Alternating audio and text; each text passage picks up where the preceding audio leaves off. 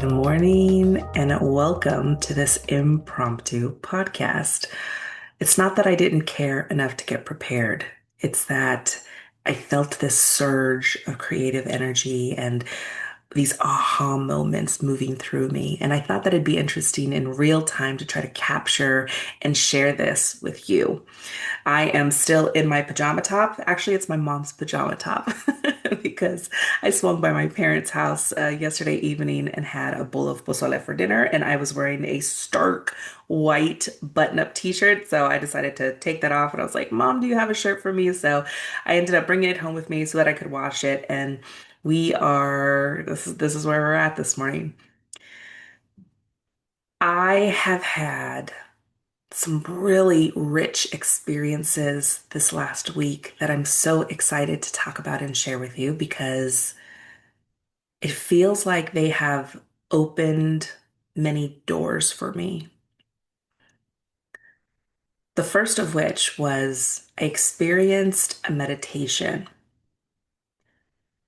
that allowed me to experience, oh gosh, words are going to fail me in this moment. I was invited to connect to a sparkle of gratitude inside of me, which sounds kind of pie in the sky, right? What does that even feel like? But because I was in this meditative state, and because I set the intention to experience this sparkle, I didn't have to worry about it making sense in my human mind. And I just allowed my body and my energy to lean in. It was a warm fuzzy that grew from my heart space out through my limbs and even beyond me. This sparkle transformed itself into authentic joy. And I had never experienced joy for no other reason than the fact that I am a being of light. I was made from and by the Creator.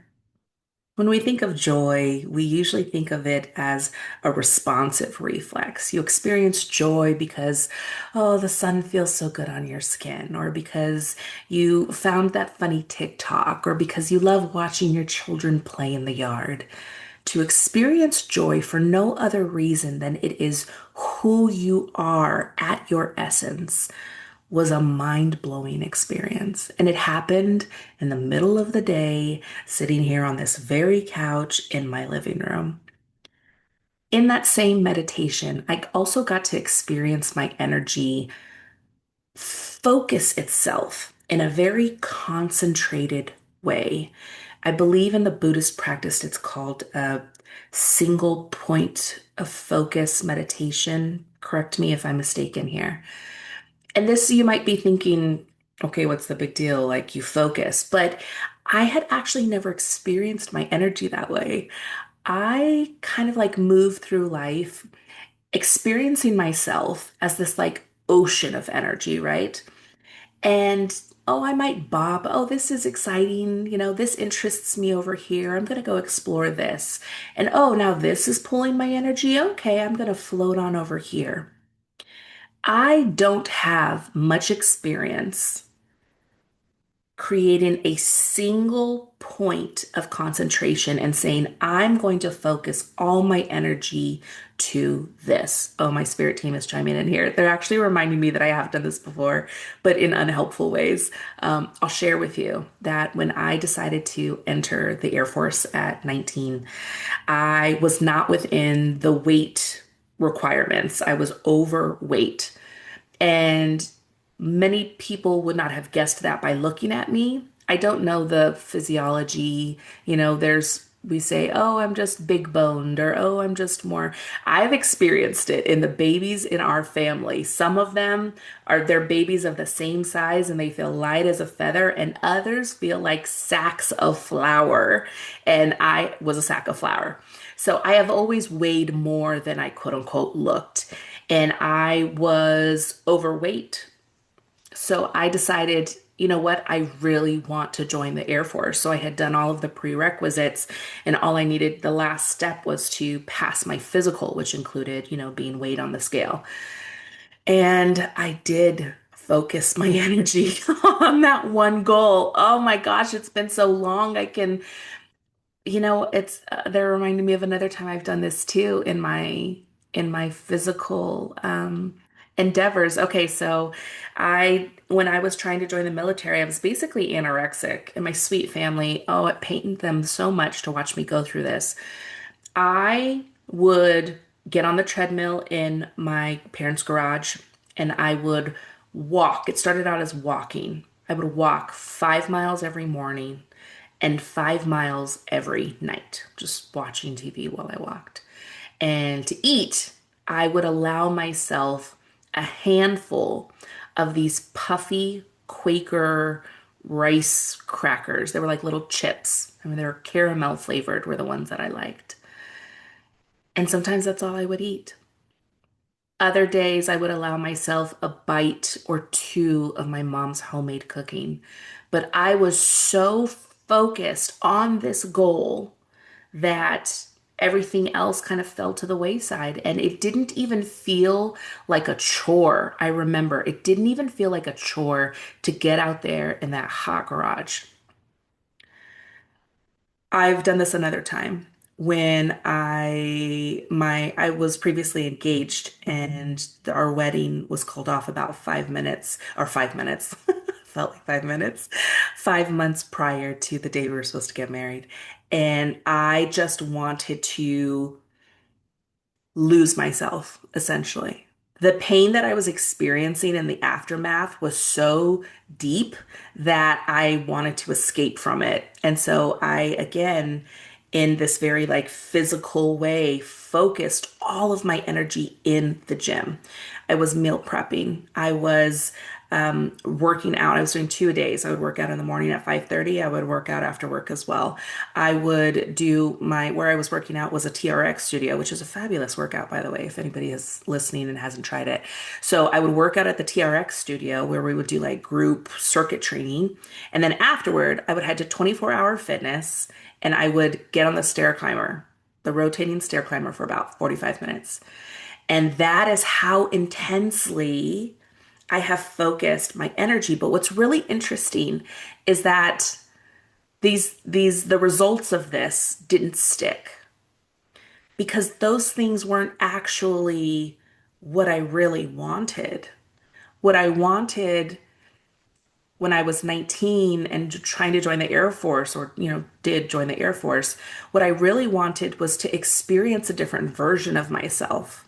The version that wasn't responsible for my three younger siblings and wasn't responsible for, making decisions that helped to ease the fears of my parents, who were themselves very young parents and on their own from a very early age. They just didn't want history to repeat itself.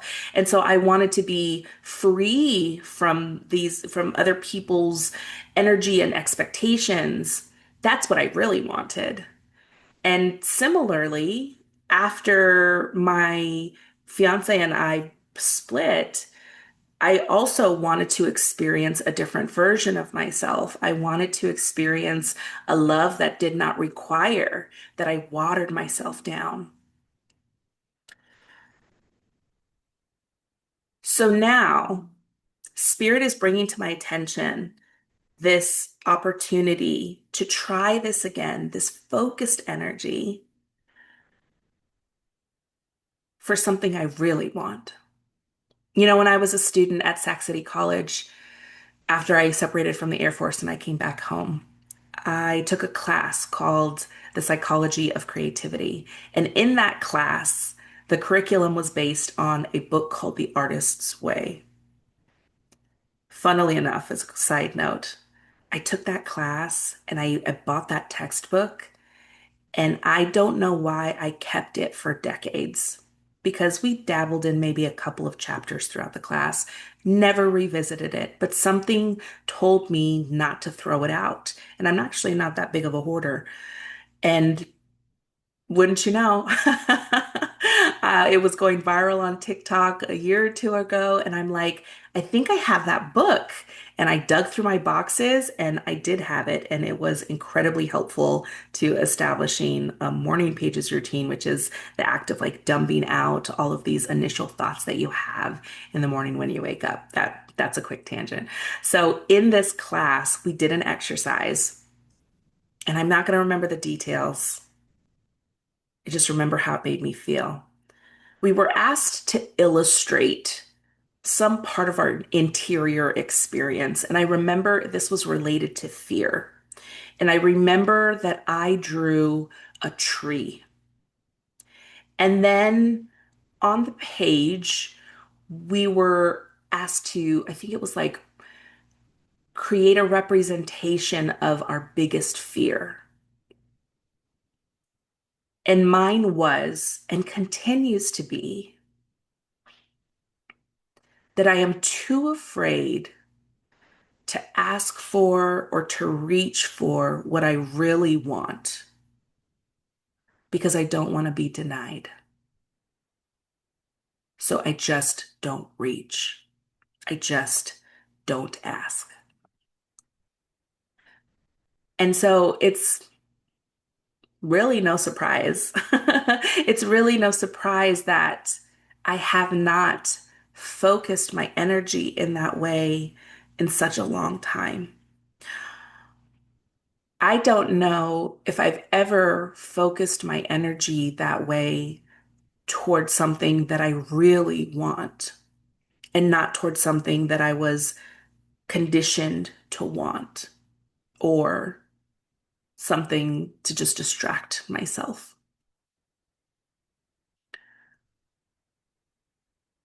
So this felt like a really potent realization this week, and it's still continuing to unfurl in my life and in my thoughts. I also had an opportunity to advocate for an experience I wanted to share with someone that I love very deeply in my life. And this wasn't the most comfortable experience on either end, on the person, hearing me and on my half, like asking for this. And it made me like I flashed back to being a kid and feeling like I was asking for too much. There have been several points in my life since then, and in any setting, right? Teachers, friends, classmates, mentors, parents. In my youth, it was very much with my parents. I have always asked people to meet me in this emotionally vulnerable place, not state. And it's not that I just meet someone and I expect to have access to the entirety of their inner world and their deepest, darkest fears and insecurities. That's not what I'm talking about. It's it's really the way that I have learned to connect more deeply to myself is listening to other people's experiences. And this has been received as a very difficult ask on some people's end. I remember with my parents, I just wanted them to be honest about how they were feeling with me. And I could tell that they weren't. And it wasn't insidious. They weren't doing it because they were mean-spirited or irresponsible parents. On the a complete opposite end of that spectrum, it's because they loved us so deeply and cared so much about how our young bodies and minds were internalizing what it is that they were exposing us to. So they did the best they knew in that moment, and they shielded us from a lot of it. But because I've always noticed these intuitive tendencies, even in my youth, I've always understood things and known things that I don't have any reason to, right? Or there's really no quote unquote proof to point to this, but I knew it in my heart. And so it felt like the equivalent of gaslighting. It felt like someone was literally, telling me, oh, those flowers behind you, they're not pink. Those aren't pink flowers on the screen. You might think that they're red even, and it's like, no, I'm seeing them. I'm seeing them right now. They're pink. And so it was a very, it felt like it disconnected me from myself. It created this gap between how much I believed I could trust myself. I continue to extend these invitations to the people that I care about in my life, even when it's uncomfortable. And oh my goodness, what results on the other end of that, the connection and the shared respect and devotion, even like devotion to our shared experience. It's a beautiful thing to watch. And I also am not going to front like it always turns out that way because it doesn't. It doesn't. And I respect other people's journey and timing, or at least I'm learning to. But I'm not going to stop asking for that anymore. And so this week it felt like I showed up for my inner child in the request, right? In saying, hey, I would really love for us to experience this together. And she showed up. She was like, oh, we're uncomfortable. This feels scary. What if you get denied? Does that mean that you don't really have the relationship you think you have with this person? Spiral, spiral, spiral. And I acknowledged her and I held her and I reminded her that we're safe. We're safe either way, and that we do not ask for what we need because we expect that need will be met. That's not the point. I've ingested stories this week that have allowed me to experience myself more clearly. And it's helping me get more clarity around what it is that I meant to bring into the world, which is a feeling that I've carried with me for a really long time. But not all humans speak the language of energy. And words are really helpful to our understanding and to our ability to be able to find our communities. And a realization that I stumbled on this week is that for all of the beauty that the divine has to offer us, it will never be able to offer the shared experience of being human. And I think that's by design because we're not meant to come here to Earth to have an angelic experience. We're here to have a human experience. And so this gap in what spirit is able to add to our lives, that's intentional and it's intended to be filled with the help of our neighbors because it's not just for our own soul's growth and understanding. It's so that we bring one another along on this journey. So your blind spot, it can fit perfectly inside of another person's story to reveal itself. So it's no longer a blind spot. And why that is important is because when you're no longer blind to what is limiting in your life, then you get choice. That's when you get to choose differently. And that's when you get to unlock a life that feels good and relationships that feel fulfilling and all of the abundance that is waiting to come into your life if you just let go of your ideas about how that's supposed to happen.